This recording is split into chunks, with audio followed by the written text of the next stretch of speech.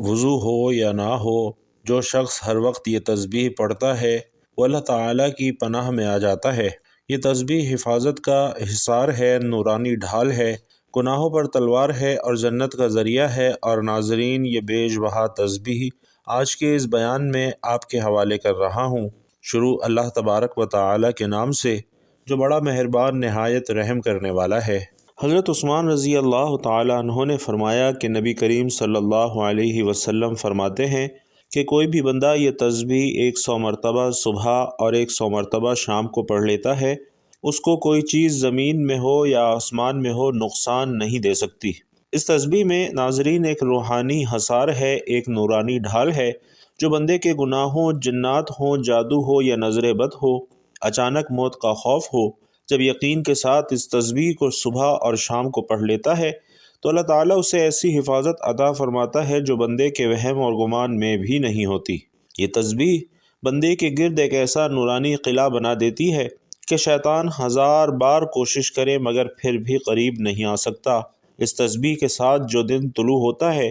وہ دن بندے کے لیے حفاظت کی ضمانت لے کر آتا ہے، اور جس رات میں بھی یہ تسبیح پڑھی جائے اس رات اچانک موت کا سایہ بھی انسان کے قریب نہیں آتا۔ یہ تسبیح پڑھنے والا وہ خوش نصیب ہے جس کی زندگی سے اندیشے، وسوسے اور شیطانی چالیں یکدم دور ہو جاتی ہیں۔ یہ تسبیح دنیا کے ہر خوف پر غالب ہے۔ اس تسبیح کے ساتھ دل کو سکون ملتا ہے، رزق میں برکت آتی ہے، دشمن زیر ہو جاتے ہیں اور دل کا خوف اللہ کی رحمت سے بدل جاتا ہے۔ ایسی زندگی جو ہر وقت غیر مرئی مرحلوں کی زد میں ہے، وہ قرآن کی اس تسبیح کے سبب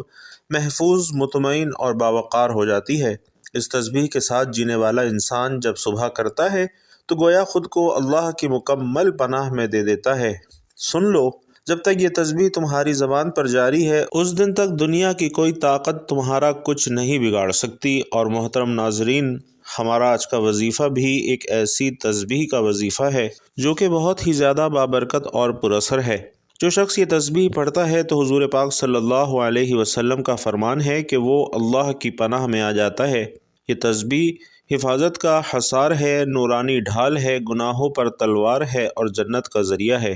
یہ تسبیح پڑھنے سے ناظرین آپ کو انشاءاللہ کبھی مایوسی کا سامنا نہیں کرنا پڑے گا، اور یہ تسبیح پڑھنے سے آپ کی تمام پریشانیاں دور ہو جائیں گی، تمام حاجات پوری ہوں گی۔ یہ تسبیح پڑھنے سے اللہ تعالیٰ آپ کے روزی رزق میں اپنی غیبی مدد نازل کرے گا، اور جو شخص یہ تسبیح پڑھتا ہے تو اس پر اللہ تعالیٰ کی خاص رحمت اور خاص کرم نازل ہوتا ہے۔ ناظرین، ہمارا آج کا وظیفہ بہت ہی طاقتور اور مجرب وظیفہ ہے، اور یہ بہت سے لوگوں کا آزمایا ہوا عمل ہے۔ تو آپ بھی اس عمل کو لازمی کریں تاکہ آپ بھی اللہ تعالیٰ کی حفاظت میں رہیں اور آپ کی تمام مشکلات، پریشانیاں اور مصیبتیں ٹلتی رہیں۔ بھائیوں اور بہنوں، یہ حقیقت ہے کہ دنیا کی زندگی فانی ہے، اور اس کی فتنہ خیزیاں ہر لمحہ انسان کو کسی نئی آزمائش میں ڈالتی رہتی ہیں۔ کبھی اچانک موت تو کبھی بے خبر مصیبت انسان کو ایسے گھیر لیتی ہے کہ بچاؤ کا کوئی راستہ نظر نہیں آتا۔ مگر بھائیوں اور بہنوں، اللہ رب العزت کی رحمت نے ہمیں بے یار و مددگار نہیں چھوڑا، اور اس نے ہمیں قرآن جیسی عظیم نعمت عطا فرمائی ہے جس کی ایک ایک آیت شفا ہے، رحمت ہے، حفاظت کا حصار ہے۔ اور اسی قرآن مجید میں ایک ایسی تسبیح بھی موجود ہے جس کے بارے میں خود رسول علیہ الصلاۃ فرماتے ہیں کہ جو شخص اس تسبیح کو پڑھتا ہے اس پر اچانک موت نہیں آتی، اور وہ اچانک آنے والی مصیبتوں سے بھی محفوظ رہتا ہے۔ یہ تسبیح اللہ کی طرف سے بندے کے گرد نورانی ڈھال بن جاتی ہے اور اسے شیطان کے شر، دنیا کے فتنوں اور آخرت کی ہولناکیوں سے بچاتی ہے۔ یہ تسبیح اللہ کے عرش سے نازل ہونے والی ایک ایسی نعمت ہے جو پڑھنے والے کو اللہ کی امان میں دے دیتی ہے۔ گناہوں کی زنجیروں کو توڑنے والی، قبر کی وحشتوں کو ختم کرنے والی اور جنت کے دروازوں کو کھولنے والی یہ تسبیح ہر مسلمان کے دل کو تھام لینے والی ہے۔ اسے ہر جمعے کے دن پڑھنے سے ایمان کو تازگی ملتی ہے، اور جو شخص اسے روزانہ پڑھ لے وہ اللہ کی خصوصی حفاظت میں آ جاتا ہے۔ حضرت عائشہ رضی اللہ تعالیٰ عنہ سے روایت ہے، فرماتی ہیں کہ نبی کریم صلی اللہ علیہ وسلم ایک سفر میں تشریف لے جا رہے تھے، اور ہم امہات المومنین بھی آپ علیہ السلام کے ہمراہ تھیں۔ اس سفر کے دوران ام المومنین حضرت صفیہ رضی اللہ تعالیٰ عنہ کا اونٹ بیمار ہو گیا اور وہ سوار ہونے سے عاجز آ گئی۔ جبکہ حضرت زینب بنت حجاج رضی اللہ تعالی عنہ کے پاس ایک زائد اونٹ موجود تھا۔ نبی کریم صلی اللہ علیہ وسلم نے ان سے فرمایا کہ صفیہ کا اونٹ بیمار ہو گیا ہے اور تمہارے پاس زائد اونٹ موجود ہے، اگر تم انہیں ایک اونٹ دے دو تو بہتر ہے۔ حضرت زینب رضی اللہ تعالی عنہ نے جواب میں عرض کیا کہ یا رسول اللہ، کیا میں اس یہودیہ کو اپنا اونٹ دے دوں؟ یہ سن کر نبی کریم صلی اللہ علیہ وسلم بہت ناراض ہوئے، کیونکہ ناظرین حضرت صفیہ رضی اللہ تعالی عنہ یہودی نسل سے تھیں اور بعد ازاں مسلمان ہو کر ازواج مطہرات میں شامل ہوئی۔ آپ صلی اللہ علیہ وسلم نے حضرت زینب رضی اللہ تعالی عنہ کی یہ بات سخت ناگوار سمجھی اور ان سے ناراض ہو گئے اور ان سے بات چیت کرنا بند کر دی۔ یہ واقعہ ناظرین حجۃ الوداع کے سفر میں ذی الحج کے دوران پیش آیا تھا۔ آپ صلی اللہ علیہ وسلم کی ناراضگی کا یہ عالم تھا کہ نہ صرف ان سے بات نہ کی بلکہ اس ناراضی کا اثر اس قدر گہرا اور طویل ہوا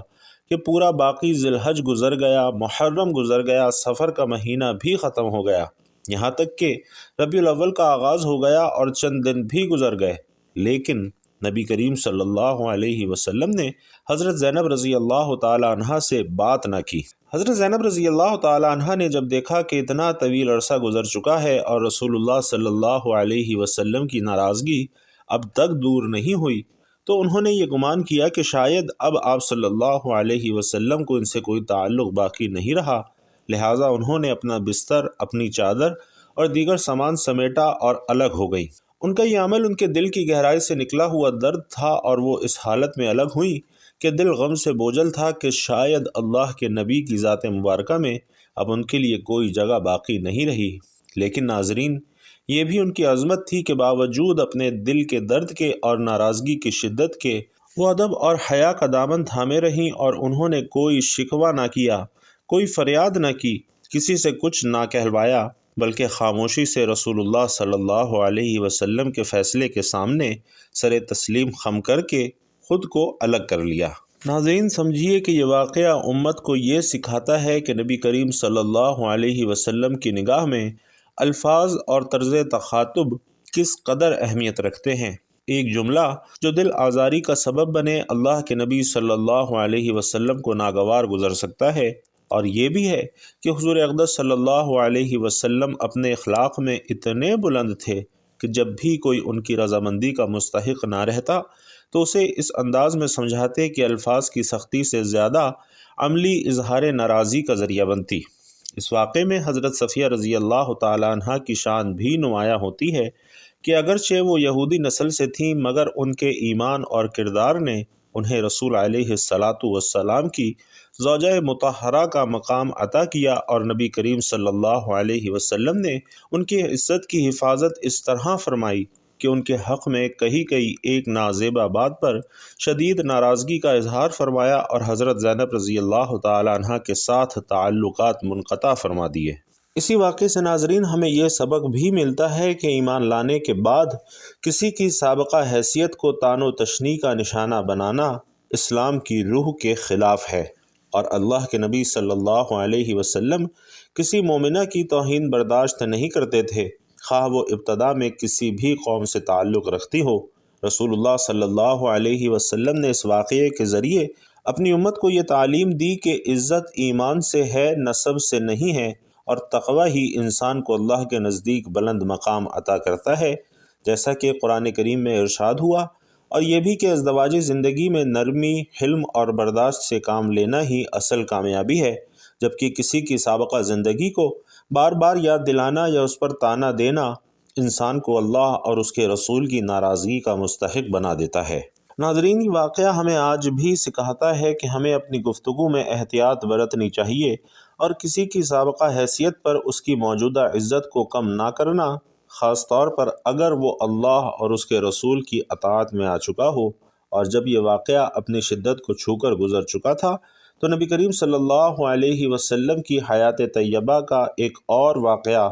ہمیں اخلاق، عفو و درگزر اور حکمت عملی کا بے مثال سبق دیتا ہے۔ یہ واقعہ ناظرین حضرت سفیان بن امیہ رضی اللہ تعالی عنہ کا ہے، جو کہ ابتدا میں اسلام کے سخت دشمن تھے۔ غزوہ بدر میں مشرکین کی طرف سے ہوئے اور غزوہ احد میں مسلمانوں کے خلاف لڑے، لیکن فتح مکہ کے موقع پر جب نبی پاک صلی اللہ علیہ وسلم فاتح کی حیثیت سے مکہ میں داخل ہوئے تو سفیان بن امیہ بھاگ کر سمندر کی طرف جانے لگے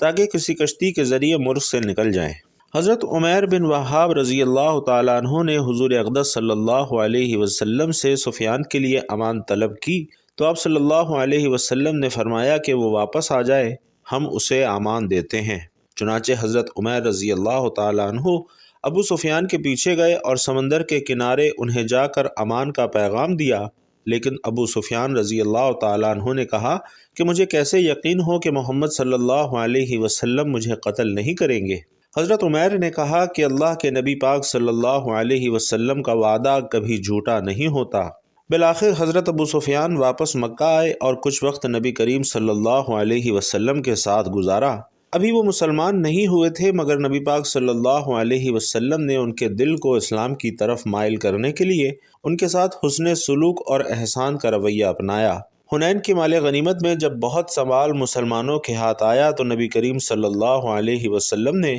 حضرت ابو سفیان کو 100 اونٹ عطا فرمائے اور پھر تھوڑا سا وقفہ دے کر مزید 100 اونٹ دے دیے،